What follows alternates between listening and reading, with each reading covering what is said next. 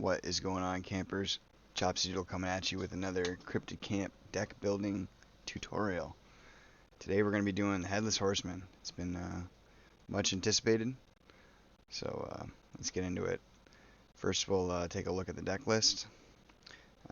Notice the lanterns. I'm including 2 of the horror lanterns. They're going to be pretty key to this strategy actually. And we've got 2 sorry, not the horror lanterns, 2 of the shadow lanterns. They're going to be key to the strategy. And then the horror lanterns are, of course, our dual color. And then we're going to be running 5 fluorite and 1 obsidian. Note that the shadow lanterns can be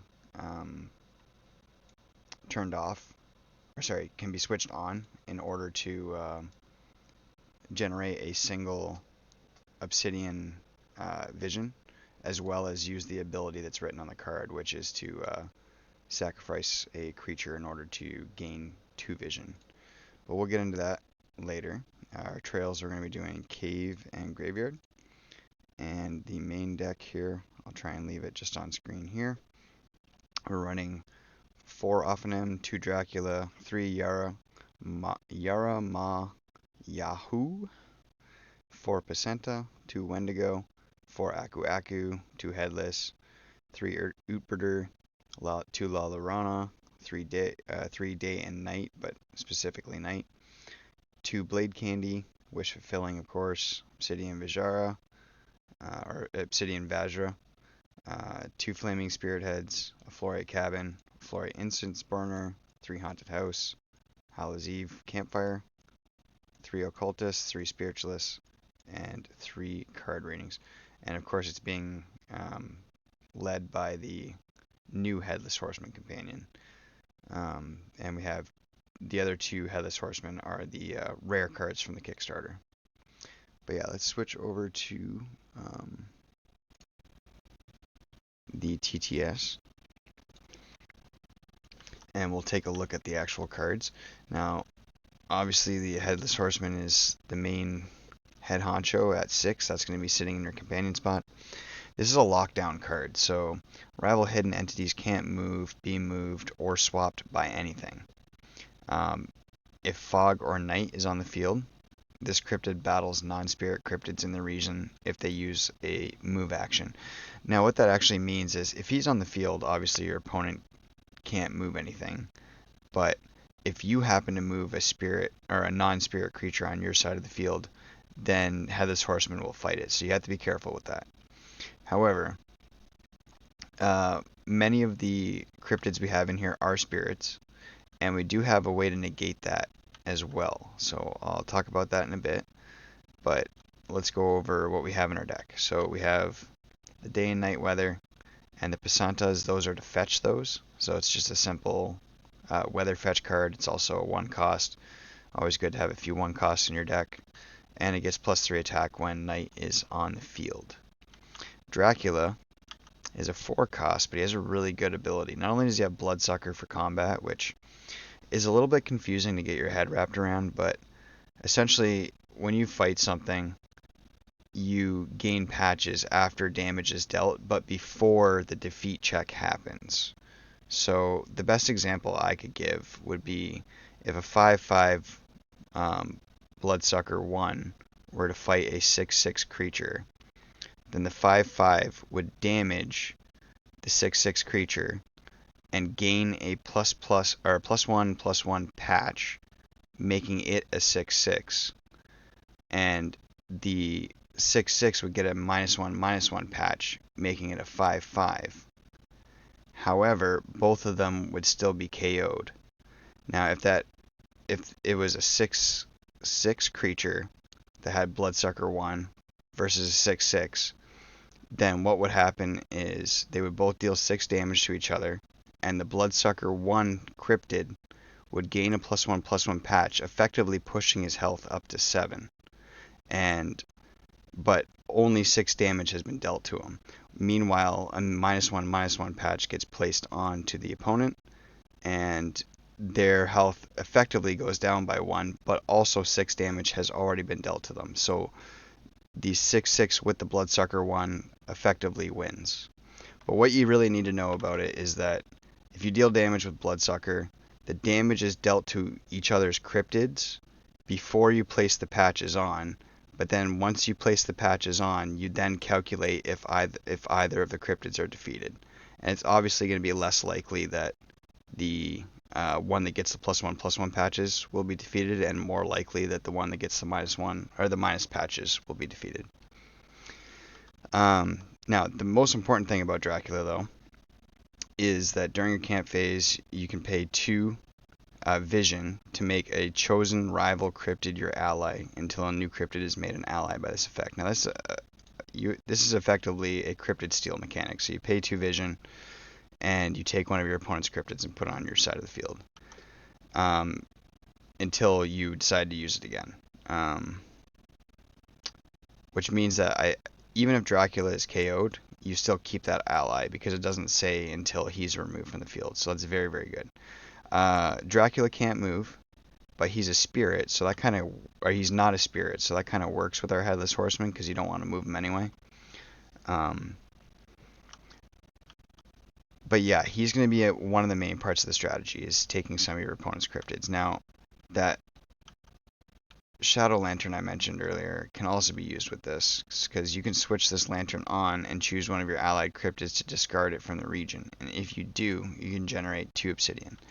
So essentially what you can do is take an opponent's cryptid and then use your lantern to turn it into vision.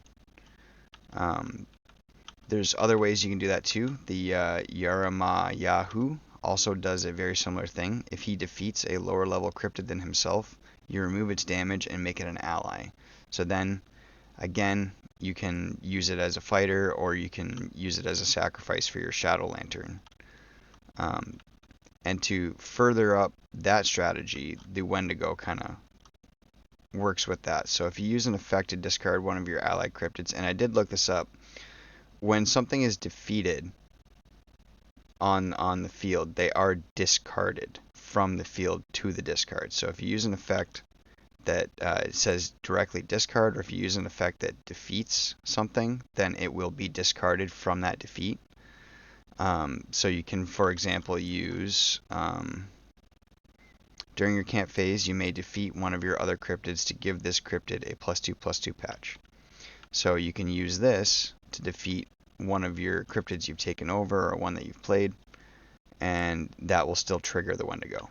So when he gets triggered, he doubles his base attack until the end of your day, but his defense becomes 0. As long as you're in attack, though, that shouldn't be a problem. Now, the elephant in the room is the Ophanum. The reason why the Ophanum is in here is because it's a freebie play as long as there's only one on the field, as well as if you resurrect this in a way that you don't have to pay for it, then you don't really suffer the increased cost. So the La Llorona here, when you play this cryptid, choose a level 2 or lower cryptid in your discard and put it into an empty site. When it says put it into an empty site, you're not playing it. If it says play, then you would have to pay the vision. But because it doesn't say play, you literally just put it into an empty site. So you could have one out and then have one in your discard and resurrect it with the La Llorona.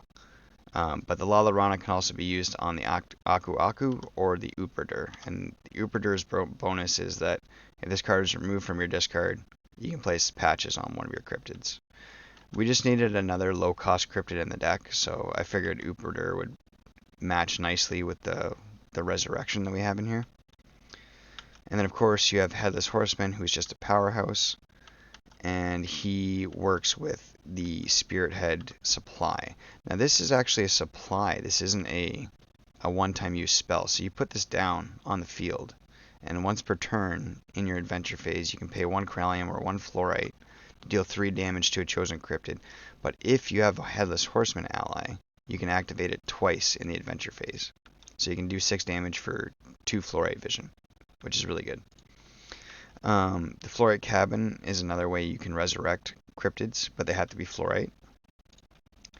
Now, we're going to talk a little bit about arrangement here. What you're going to want to do is you're going to want to put the caves up front, and you're going to put the graveyards in the back. And the reason for that is you're going to have like your your Yamas on the front line and your Wendigos on the front line, and possibly even your Draculas on the front line, with the caves, and you're going to build haunted houses on them. Because what haunted houses do is you can build them on one of your trails, and it can be any trail. It doesn't have to be a fluorite trail.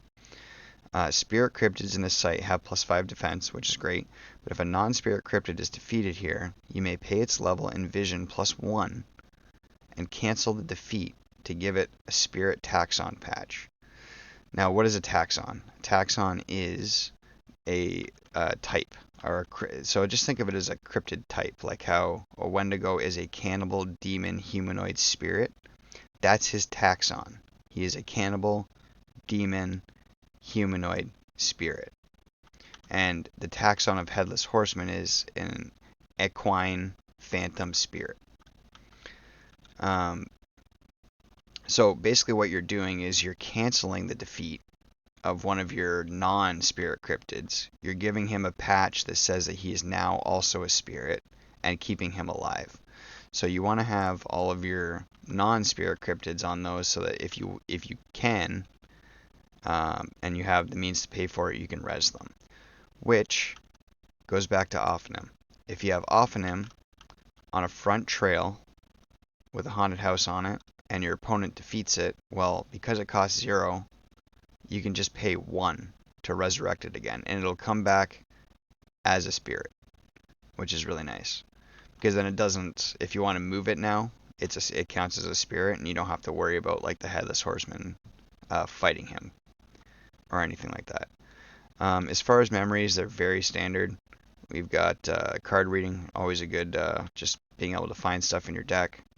Got Spiritualist for card draw and Occultist for card draw, as well as selective placement of anything you want in your discard. And of course, we've got the Wish Fulfilling Jewel. We've got the All Hallows Eve Campfire, which this is another one of those things. Like, say you had 4 Ophanim in your discard. It's late in the game. All 4 have been defeated. You can put all 4 on the field at the same time with this card, because ignoring their cost, play any number of cryptids from any discard pile into your empty sites. So you can put all 4 on the board, and now they're all 8/8s, because for each Ophanim in the region, this cryptid gets +2/+2. So this card essentially skips the need to pay a Quartz Vision to get these on the field, even after you have one. I'm trying to think if there's anything else. Of course, you're going to be running the Vijara and the Incense Burner just for some extra vision as well. You got your Dual Lanterns, you got your Shadow Lanterns, which of course you can sacrifice your opponent's cards, or you can sacrifice something else. You can even use that like on an Ophanim, for example. You could play an Ophanim onto a haunted house, generate 2 Shadow Lantern vision with it, and then just pay 1 and go +1 and res your Ophanim. You can do some crazy stuff with this, but yeah. The point of this deck is to basically all your base now belong to us. You just take over your opponent's cryptids and sacrifice them or do whatever you need to with them. Get some bonus for the Wendigo. Headless Horseman is just a solid fighter by itself and is already a spirit, so you don't have to worry about the bigger Headless. Most of these are spirits as well, so they can still move and whatnot. You just got to be careful with your Ophanim, your Dracula. Like, see, even this is a spirit. You gotta watch out with your Dracula, your Yama, and that's actually, yeah, and Ophanim, and those are the only 3. All the rest of them are just already spirits. So, yeah, that is my take on a Headless Horseman deck. I hope you guys like it, and I hope you guys give it a shot, and let me know how it is. Till next time, though. Peace.